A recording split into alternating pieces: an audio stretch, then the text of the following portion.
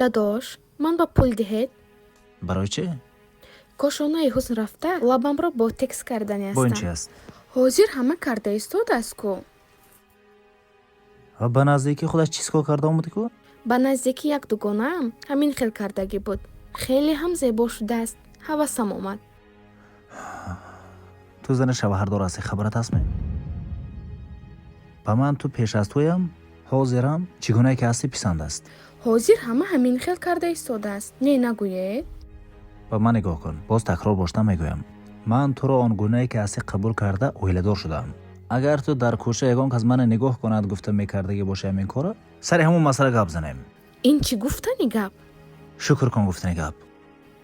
خودش هر دویم همین خیل. دوست و رفیق با مادر با پدر با خواهر با همه با پول یافته می شود. من با باشد نیست. باز این قدر گپ.